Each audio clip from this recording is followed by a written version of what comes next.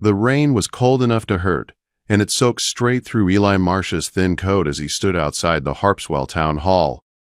He was 14 years old, shaking from more than just the November wind, waiting for grown men to decide if he deserved to keep living in the only place he had ever known.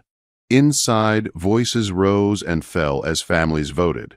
Boots stamped on wooden floors. Chairs scraped. Someone laughed. Ellie stared at the muddy ground and tried not to listen. When the door finally opened, warm air spilled out for a moment, then vanished. The selectman stepped outside, pulling his coat tight.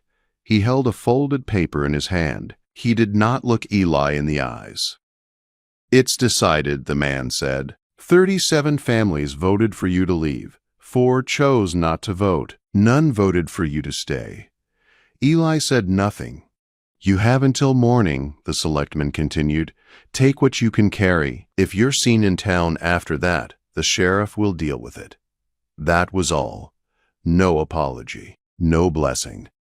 The man turned and went back inside. The door closed behind him, shutting out the rain and the boy who had just been erased. Eli nodded once, even though no one was watching. He turned and walked away from the town hall. Behind him, people returned to their fires and suppers, telling themselves they had done what was needed. They said the boy was cursed. They said bad luck followed his family. They said it was better this way. Eli walked toward the small shack near the edge of town, the place he had lived alone since his mother died 6 months earlier. Tuberculosis, the doctor had said after taking the money and shaking his head. The minister had come once, prayed fast, and never returned. After that, neighbors stopped knocking. Credit dried up, eyes turned away. The fishing had been bad for 2 years. Boats had been lost. A fire had burned down the supply shed. People needed a reason. Blaming a 14-year-old orphan was easier than blaming the sea. Eli packed in silence. He used a canvas sea bag his father had once owned, worn thin but still strong. He put in his extra clothes, a knife, fishing line, and hooks, a small pot, and matches wrapped in oilcloth. He added a blanket and one book, his mother's book, a guide to the Maine coast she used to read to him at night. There was no food to pack. The town had made sure of that. Before dawn, Eli left Harpswell. He did not take the road. He followed the shoreline, moving north, keeping to rocks and trees. The wind cut hard, and the sky stayed gray. By midday, his legs burned and his hands were numb. He did not know where he was going, only where he was not allowed to be. The coast grew wild and broken. Granite slabs rose out of the water. Dark spruce trees leaned toward the sea. No houses stood here, no docks, no boats. It was land no one wanted because it could not be used easily. Eli slowed as a memory surfaced. Years ago, his father had brought him this way. They had climbed down a narrow path to a hidden cove. His father had shown him something then, something important. Eli had been too young to understand, but the place had stayed in his mind. "Remember this," his father had said. "Someday it might matter." Eli searched until he found the path. The climb down was steep and dangerous, but he managed. The cove lay quiet below, narrow and hidden, only reachable at low tide. At the back of it, dark against the rock, was the cave.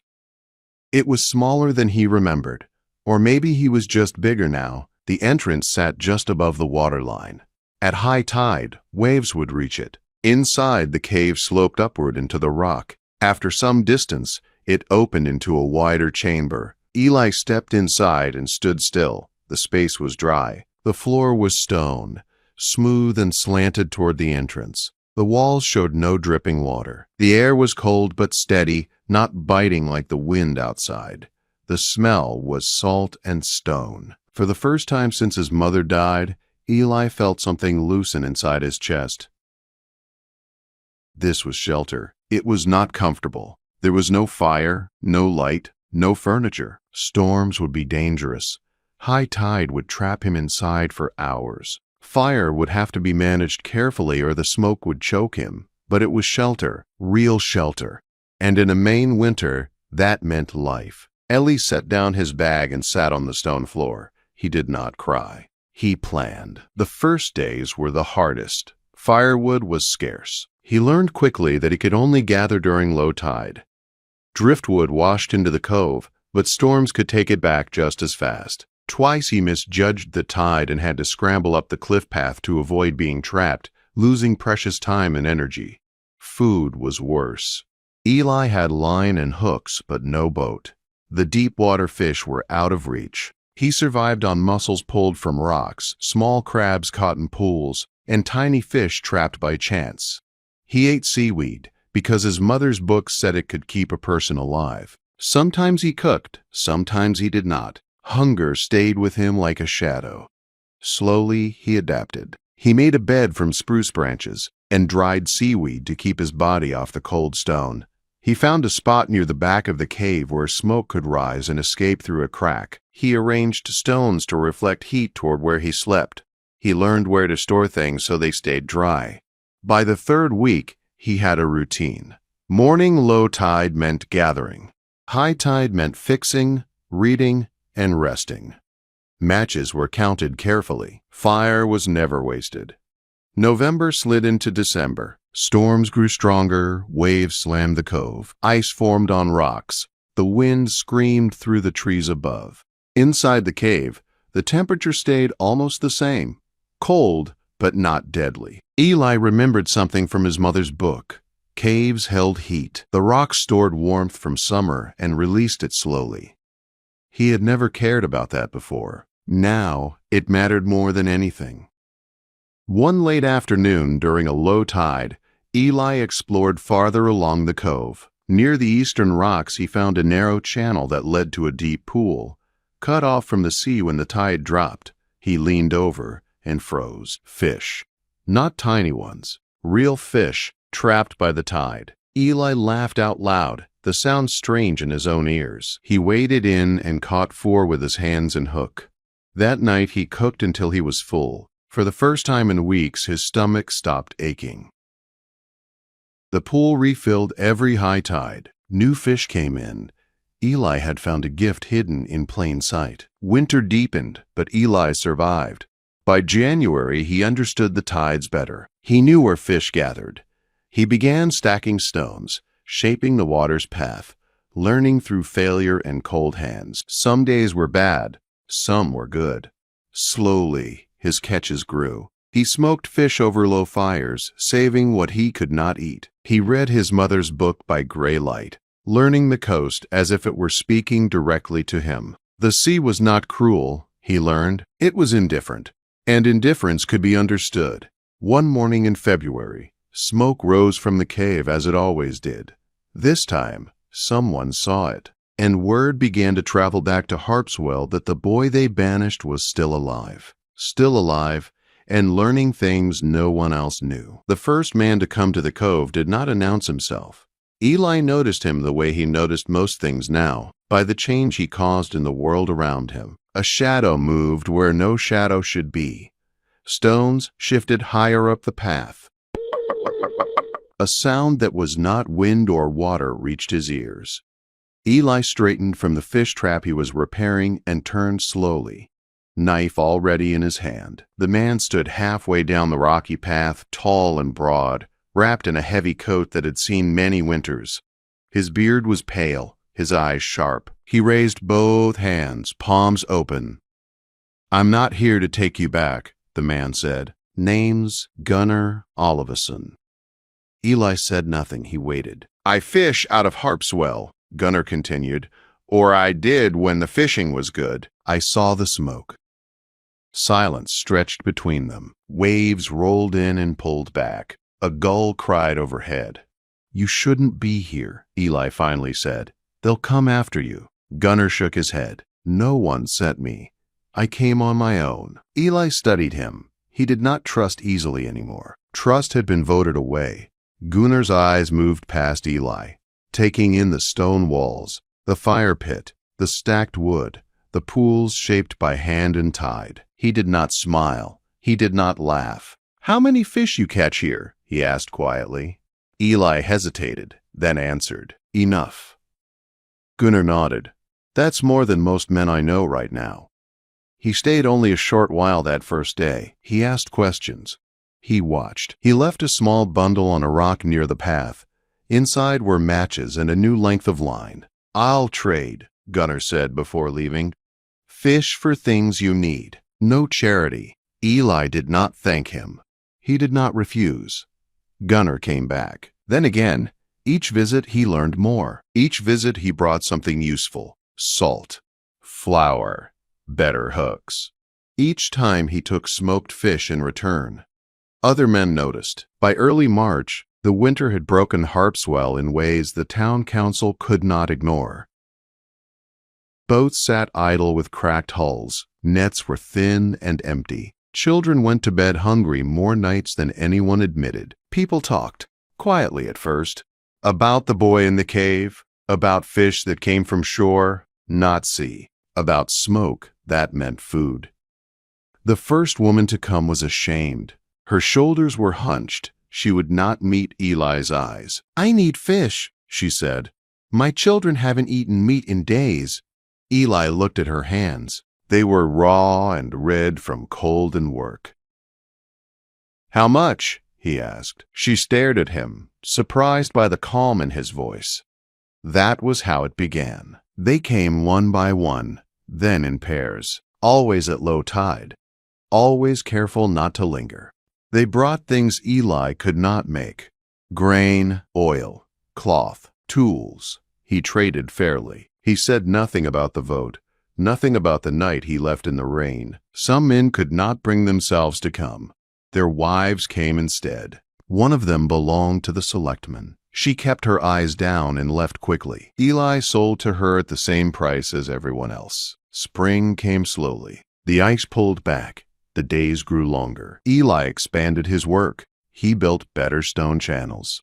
He learned which tides carried the fattest fish. He learned to read the water the way other boys read books. By summer, his cave was no longer just a shelter.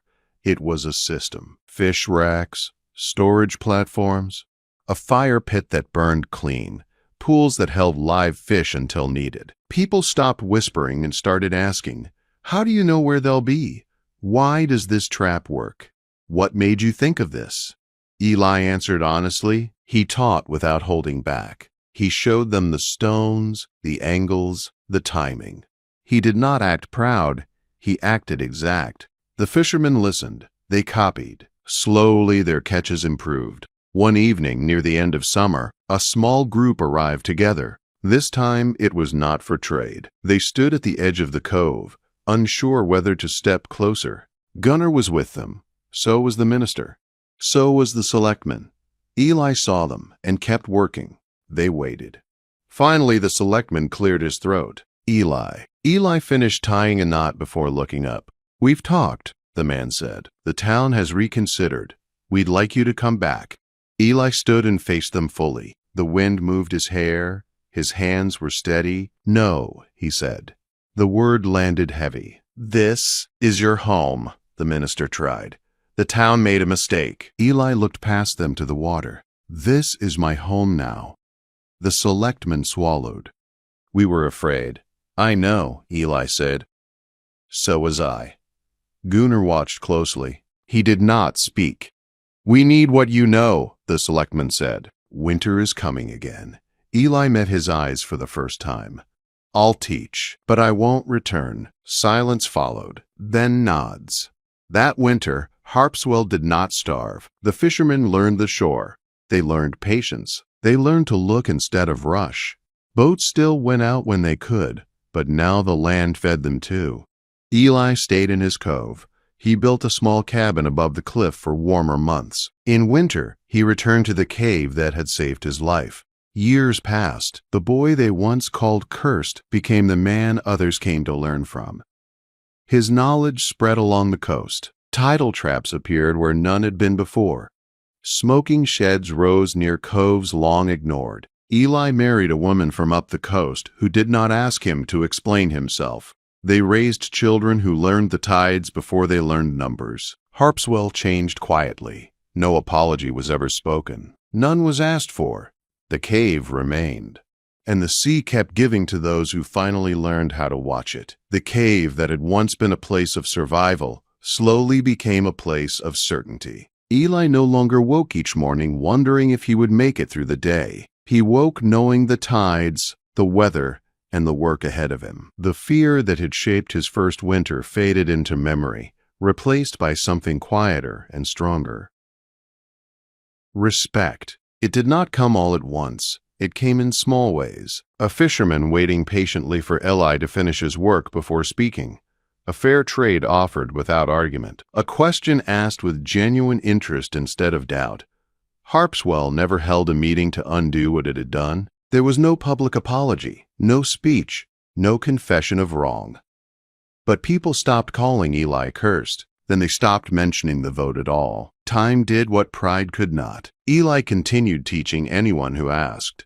He showed them how to build stone traps that worked with the tide instead of fighting it. He taught them which pools held fish during lean months and which rocks shaped currents beneath the surface. He explained how to smoke fish properly so it lasted through storms and cold. Some listened carefully, some did not. Those who did survived better. When storms came and boats could not go out, families still ate. When nets came back light, shore traps filled the gap. Slowly, the town became stronger, not richer, but steadier, less afraid of bad seasons, less eager to blame. Eli never moved back. He built his life where the sea had accepted him when people had not. The cave remained his winter home. The cabin above the cliff grew sturdier each year. He improved the cave with vents and platforms and proper storage. Visitors often shook their heads in disbelief, standing inside the stone chamber while wind howled outside. "Warmer in here than my house," they would say. Eli would nod. He had known that for a long time. Children grew up hearing his name spoken with respect. Some did not even know he had once been banished. To them, he was simply the man who understood the coast better than anyone else. He married in his early 20s. His wife came from a town farther north, a place that knew hardship and did not fear it.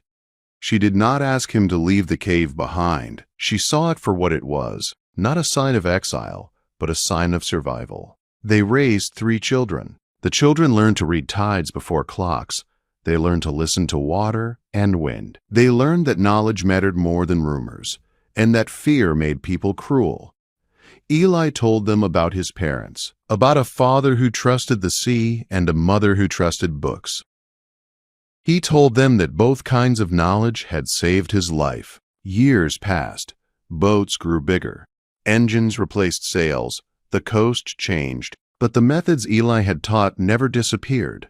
When fuel was expensive or storms too fierce, people returned to the old ways. The shore provided as it always had. Eli grew old in the cave. On winter nights when storms shook the cliffs and waves slammed the rocks, he lay warm and dry inside the granite walls. He listened to the same sounds that had once frightened him and now brought peace. The cave had kept him alive. It had kept his family alive. It had kept a town alive, even if that town never fully admitted it. When Eli died in 1987, he was 78 years old. He passed quietly in the place where his life had truly begun. His children kept the cove. His grandchildren learned the traps. The cave became known not as a hiding place, but as a landmark. People told the story often, though details changed with time. Some said the town had been cruel. Some said it had been afraid. Both were true. What never changed was the ending. A boy was cast out because people needed someone to blame. He survived by paying attention to what others ignored. He found shelter where no one thought to look, and food where no one thought to search. The town voted to banish him. The sea voted to keep him. And in the end, the sea was right.